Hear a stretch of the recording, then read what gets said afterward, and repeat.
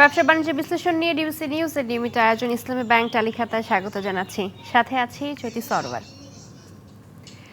দেশের ভাবমূর্তি বিশ্ব দরবারে তুলে ধরতে ট্যুরিজম সেক্টর গুরুত্বপূর্ণ ভূমিকা পালন করে। বাংলাদেশের সম্ভাবনাময় খাতগুলোর মধ্যে পর্যটন অন্যতম। সম্প্রতি জাতীয় বাজেটে ট্যুরিজম খাতে 15% ভ্যাট আরোপের প্রস্তাবনা দিয়েছে সরকার। এতে দেশের ট্যুরিজম খাতে নেতিবাচক প্রভাব ফেলবে বলে মনে করেন ট্যুরিজম খাত সংশ্লিষ্টরা। বর্তমান ব্যবসায়িক পরিকাঠামোয় ট্যুরিস্টদের কাছ থেকে ট্যুর অপারেটরদের আলাদা করে ভ্যাট নেওয়ার কোনো সুযোগ নেই। ট্যুরিস্টরা খাবার, যোগাযোগ, বাসস্থান ইত্যাদি সেবায় ভ্যাট দিয়ে থাকেন।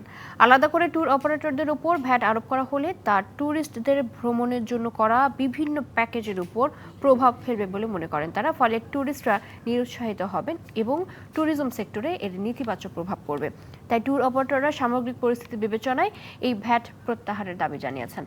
এসব কিছু নিয়ে কথা বলার জন্য আজকের তালিকাতার আলোচনার বিষয় ঠিক করেছি ভ্যাটে কি ক্ষতি পর্যটনে।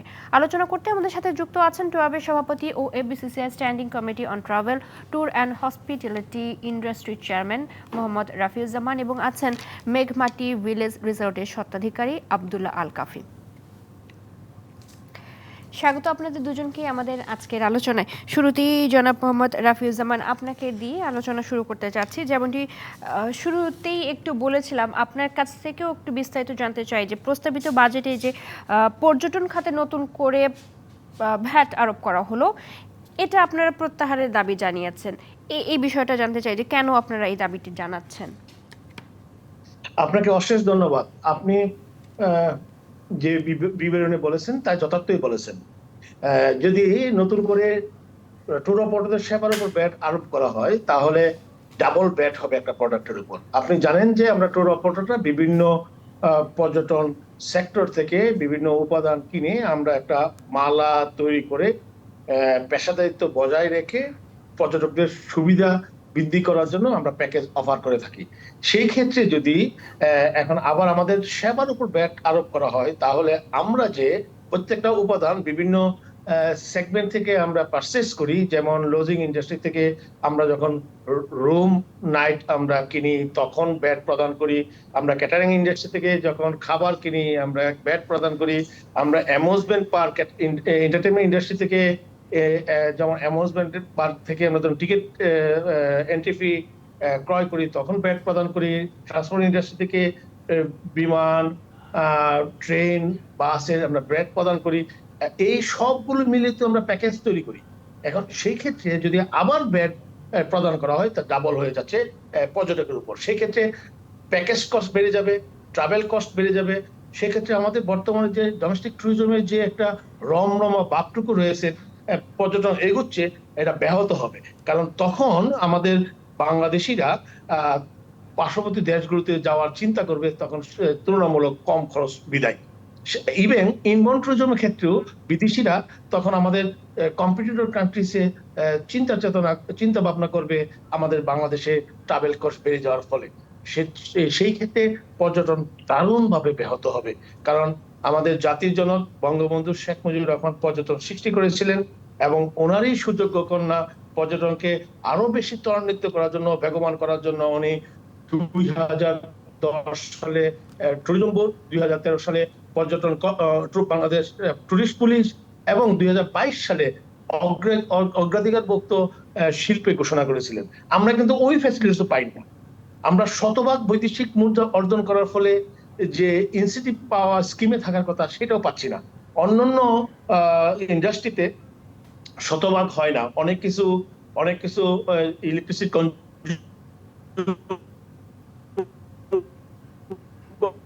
ওয়াটার পলিউশন, সাউন্ড পলিউশন, বৈদেশিক মুদ্রা অর্জন করতে পারি না। এই পর্যটনই একমাত্র যে শতভাগ বৈদেশিক মুদ্রা অর্জন করতে পারি। কারণ একটা পর্যটক বাংলাদেশে যখন আসে শুধুমাত্র কয়েকটা ছবি, স্মৃতি এবং ভালোবাসা নিয়ে দেশে বাইরে চলে যায়।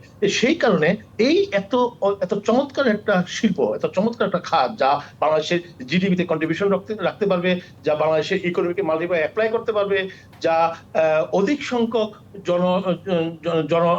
জনশক্তিতে পরিণত করতে পারবে, কর্মসংস্থানের যোগান দিতে পারবে এবং আমাদের ডেস্টিনেশন গুলো আরো বেশি সজ্জিত হবে বিভিন্ন শিক্ষা, সংস্কৃতি, কৃষ্টি, সাহিত্য আরো সমৃদ্ধ হবে, বিদেশি পর্যটক দেশি পর্যটক সেই সব ডেস্টিনেশনগুলোতে যদি গমন করেন। এই ক্ষেত্রে আমরা টুয়াবের পক্ষ থেকে গতকাল একটা প্রেস কনফারেন্স ছিল, আমরা মাননীয় অর্থমন্ত্রী, প্রধানমন্ত্রী এবং সংশ্লিষ্ট সকল সংগঠন কার্যালয়কে আমরা অভিহিত করেছি যাতে ট্যুর অপারেটরদের সেবার উপর নতুন করে মূসক ধার্য না করা হয়। জি, নিশ্চয়ই। আমি তাহলে একটু যেতে চাচ্ছি, জনাব আব্দুল আল কাফি আমাদের সাথে যুক্ত আছেন। আপনার কাছে একটু জানতে চাই যে বিনোদন কেন্দ্রগুলোর উপর যদি এরকম বিনোদন কেন্দ্রে প্রবেশের ফির উপর যদি ভ্যাট বসানো হয়, সেক্ষেত্রে পর্যটন খাত কতটুকু আসলে ক্ষতির সম্মুখীন হবে? যারা পর্যটক আছেন তারা নিরুৎসাহিত হবেন, এটার বলার অপেক্ষা রাখে না। এই বিষয়টা একটু জানতে চাইবো। সাথে জানতে চাইবো করোনার পর পর্যটন খাত কি কোনো প্রণোদনা পেয়েছিল কিনা? ধন্যবাদ একটি সমসাময়িক বিষয়কে আসলে তুলে নিয়ে আসার জন্য। আহ, ট্যুরিজম সেক্টরে যেটা রাফি ভাই একটু আগে বললেন সেটা হচ্ছে যে ট্যুর অপারেটররা নর্মালি যেটা করে থাকেন সেটা হচ্ছে বিভিন্ন সেবাগুলো আসলে একটা জায়গায় এনে তারপরে হচ্ছে আপনার আমাদের যে ভ্রমণ পিপাসু মানুষ আছে তাদেরকে সেবাদান দিয়ে থাকেন। তো সেক্ষেত্রে বিভিন্ন সেক্টরে আগেই আপনার ভ্যাট আরোপ করা ছিল।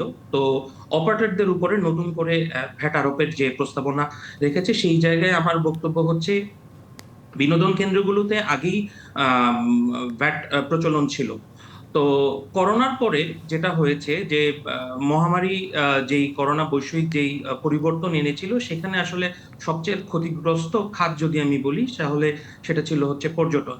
তো আমাদের 2020 এবং 21 সালে আসলে আপনার একটা বড় ধাক্কা আসলে পর্যটন খাতে যখন গিয়েছিল তখন সরকারের কিছু উদ্যোগ এবং প্রণোদনা এবং এই সমস্ত ক্ষেত্রে আপনার যে সহযোগিতা ছিল সেইখানে আমাদের আসলে ডোমেস্টিক ট্যুরিজমটা একটা লেভেল পর্যন্ত ঘুরে দাঁড়িয়েছিল। তো আমি মনে করি যে বর্তমানে যে প্রস্তাবনাটা করা হয়েছে ট্যুর অপারেটরদের উপরে 15% ভ্যাট আরোপ, সেটা আসলে এই খাতকে আসলে এক ধরনের চ্যালেঞ্জের মুখে ফেলবে। তো আমি মনে করি যে বিনোদন কেন্দ্রগুলোতে যেই ভ্যাট আরোপ যেটা আগে ছিল সেটা এখনো তাই আছে, কিন্তু নতুন করে অপারেটরদের উপরে যেই ভ্যাট আরোপের কথা বলা হচ্ছে সেটা আসলে প্রকারান্তরে যেই ভ্রমণ পিপাসু মানুষ আছে তাদের উপরেই বর্তাবে। তো সেক্ষেত্রে আমি মনে করি যে এই জায়গাটা যদি একটু নতুন করে বিবেচনা করা যায়। আর আপনি যেটা বললেন যে প্রণোদনার বিষয়টি, প্রণোদনা আসলে আমাদের স্বল্প সংখ্যক কিছু ব্যক্তিবর্গ হয়তো পেয়েছিলেন, কিন্তু এটা আসলে এই সেক্টরকে ঘুরে দাঁড়ানোর জন্য যে পরিমাণ সহযোগিতা আমাদের এই সেক্টরে দরকার ছিল সেই পরিমাণ সহযোগিতা আসলে ওইভাবে আসলে আমরা গ্রহণ করতে পারি নাই। তো এই ক্ষেত্রে আমি মনে করি যে এখন বর্তমান যে প্রস্তাবনাটা করা হয়েছে সেটা যদি আরেকবার বিবেচনা করা হয় তাহলে আসলে আমাদের এই সেক্টরের জন্য যথেষ্ট পরিমাণ উপকার হবে। নিশ্চয়ই। সব দিয়ে আমরা নিশ্চয়ই আরেকটু আলোচনা করব, তবে আমাদের সময় এসেছে বিরতিতে যাবার। বিরতি থেকে আসছি, আমাদের সাথেই যুক্ত থাকবেন। দর্শক, বিরতি নিচ্ছে ব্যবসা বাণিজ্য বিশ্লেষণ নিয়ে ডিবিসি নিউজের নিয়মিত আয়োজন ইসলামী ব্যাংক তালিকাতায়, সঙ্গে থাকুন। আবার স্বাগত জানাচ্ছি ব্যবসা বাণিজ্যের বিশ্লেষণ নিয়ে ডিবিসি নিউজের নিয়মিত আয়োজন ইসলামী ব্যাংক তালিকাতায়। আজ আমরা আলোচনা করছি ভ্যাটে কি ক্ষতি পর্যটনে। আলোচনা করতে আমাদের সাথে যুক্ত আছেন টুয়াবের সভাপতি ও FBCCI standing committee on travel, tour and hospitality industry chairman Mohammad Rafiuzzaman এবং আছেন মেঘমাটি ভিলেজ রিসোর্টের স্বত্বাধিকারী আব্দুল্লাহ আল কাফি। বিরতি পরে স্বাগত আপনাদের দুজনকেই আরও একবার। জনাব রাফিউজ্জামান, আপনার কাছে একটু জানতে চাই যে পর্যটন খাতে ব্যবহৃত যানবাহনগুলো করমুক্ত রাখার যে দাবি ছিল সেটা আসলে পূরণ হয়েছে কিনা? জি না, আপনাকে অশেষ ধন্যবাদ চমৎকার একটা প্রশ্ন উপস্থাপন করার জন্য। আমরা বরাবরই চেয়ে আসছি বাংলাদেশ সরকারকে, ইভেন আমরা এনবিআর এর সম্মানিত চেয়ারম্যান সাহেবের সাথে সাক্ষাৎ করেও এবং চিঠি দিয়েও জানিয়েছি যদি আমাদেরকে শুল্ক মুক্ত গাড়ি দেওয়া হয় তাহলে আমরা পেশাদারিত্ব বজায় রাখতে পারবো। আপনাকে যদি আমি উদাহরণস্বরূপ বলি, আমরা আউটসোর্সিং এর মাধ্যমে বিদেশি পর্যটক দেশি পর্যটকের সেবা দিয়ে থাকি যানবাহনের ক্ষেত্রে। সেই ক্ষেত্রে যে কন্ট্রাক্টর বা ড্রাইভার ওরা পর্যটন বান্ধব না, টুরিস্ট ফ্রেন্ডলি না। আমরা যদি আমাদের নিজস্ব গাড়ি থাকে, আমাদের কর্মচারী, কর্মকর্তা, ড্রাইভার, গাইড সবাই তো আমাদের ট্রেন আপ, ওরা তখন পর্যটনকে আরো বেশি শানিত করতে পারবে, পর্যটকদেরকে আরো বেশি পেশাদারিত্ব বজায় রেখে সার্ভিস দিতে পারবে। এর জন্যই আমরা সরকারকে চেয়েছিলাম যে আমাদের ট্যুর অপারেটর সংগঠনের পক্ষ থেকে যে প্রত্যেকটা ট্যুর অপারেটরকে যদি আমরা গাড়ি দিতে পারি, কাস্টমাইজ করবো আমরা, যেমন নেম প্লেট থাকবে আলাদা, গাড়ির কালার থাকবে আলাদা, শুধুমাত্র পর্যটককে সেবা দেওয়ার জন্য। আপনার এই প্রশ্ন উপস্থাপন করার ফলে আমি বোধ হয় আমাদের যদি সরকারি শীর্ষ পর্যায়ের কর্মকর্তারা এই জিনিসটা নজরে আসে, তাহলে বাংলাদেশ পর্যটন এগোবে। কারণ আমি এর আগে কথা বলেছিলাম যে বাংলাদেশ পর্যটন কিন্তু মাননীয় প্রধানমন্ত্রী চাচ্ছেন ত্বরান্বিত করতে। উনি ইন্টারন্যাশনাল এয়ারপোর্ট করছেন, কক্সবাজারে রেল স্টেশন করেছেন, এবং সাবরাঙে শাহপরীদ্বীপে এক্সক্লুসিভ জোন করেছেন। এইগুলো করার কারণ হচ্ছে পর্যটনকে এগোতে চাচ্ছেন। কিন্তু আমরা যদি লজিস্টিক্স সাপোর্ট না দিই ট্যুর অপারেটরদেরকে, পর্যটনটা সেভাবে এগোবে না। কারণ আমরাই একমাত্র দেশ প্রতিবেশী দেশগুলোর তুলনায় এই প্রতিদ্বন্দ্বী দেশ যে দেশগুলো আছে সবচেয়ে ইয়াংগেস্ট। পর্যটন শিল্প আমরা ইয়াংগেস্ট, কারণ আমরা স্বাধীনতা প্রাপ্ত দেশ হচ্ছে সকলের পরে। সেই কারণে আমাদের কম্পিটিটর দেশের তুলনায় আমরা পিছিয়ে রয়েছি।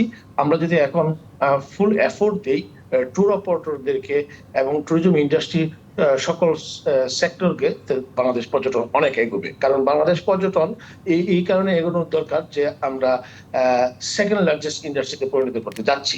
আমরা যদি পর্যটন শিল্পের উন্নতি করতে পারি, তাহলে ব্যাপক লোকের কর্মসংস্থান হবে।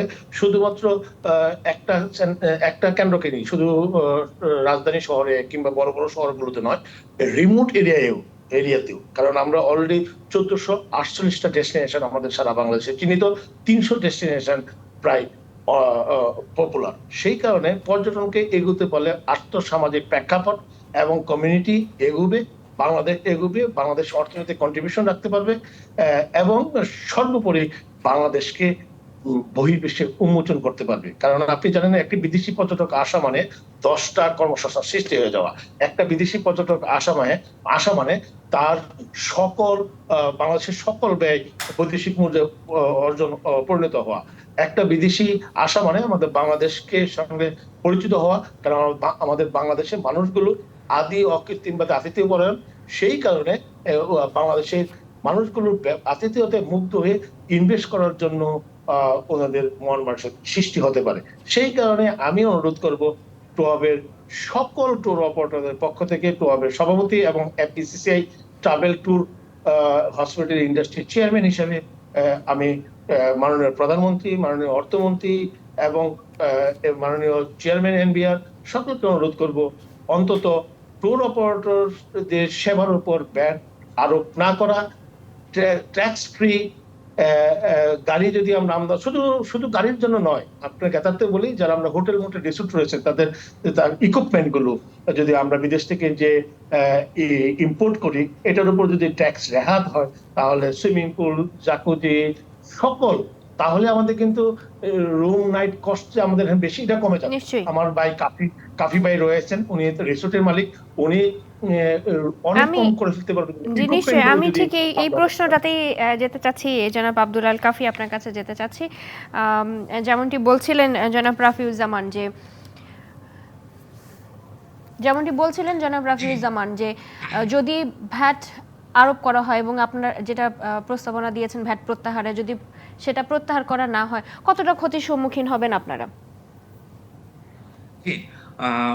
আপনি যদি বর্তমান আপনার ভ্রমণ পিপাসুদের আপনার ট্যুরিজম হ্যাবিট দেখেন, আজ থেকে বেশ কিছু বছর আগেও খুবই সিলেক্টিভ কিছু ডেস্টিনেশনে আমাদের ভ্রমণ পিপাসু মানুষ ট্রাভেল করতেন। কিন্তু বর্তমানে আসলে আপনি যদি ডোমেস্টিক ট্যুরিজমের কথা বলেন, তাহলে আসলে 64তে জেলার মধ্যেই আসলে লোকজন ট্রাভেল করে, এবং সোশ্যাল মিডিয়ার কল্যাণে যে কোনো একটা ট্রাভেল ডেস্টিনেশন খুব অল্প সময়ে আসলে খুবই একটা হটস্পটে পরিণত হয়। তো সেই সমস্ত জায়গা থেকে আপনার ইনভেস্টররা বিভিন্ন জায়গায় যখন ইনভেস্ট করেন, তখন আসলে ওই যে একটা চ্যালেঞ্জ আসে যে আমাদের প্রতিবেশী দেশ তুলনায় আসলে আমরা কত কম কষ্টে আসলে রুম ভাড়া দিব, অথবা কিভাবে আসলে আপনার অতিথিদের সেবা দিব, সেই জায়গায় যখন একটা তুলনামূলক প্রাইসিং চলে আসে, কথার কথা ইন্ডিয়া আসেন, নেপাল আসেন, থাইল্যান্ড আসেন, এই সমস্ত ডেস্টিনেশনের তুলনায় যখন আমাদের রুম কস্ট অনেক বেশি হয়ে যায় বা সেবার টাকা বেশি হয়ে যায়, তখন দেখা গেছে যে আমাদের এই পর্যটকরা দেশের বাইরে ভ্রমণ করার জন্য উৎসাহী হয়ে ওঠেন।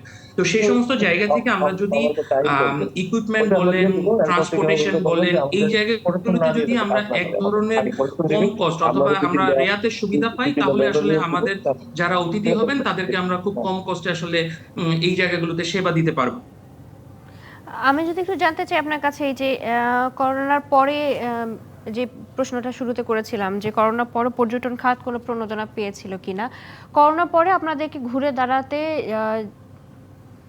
করোনার পরে আপনাদের যেভাবে ঘুরে দাঁড়াতে হয়েছে, এখন যদি ভ্যাট প্রত্যাহার না হয় সেক্ষেত্রে আসলে কতটা অসুবিধা হয়ে যেতে পারে?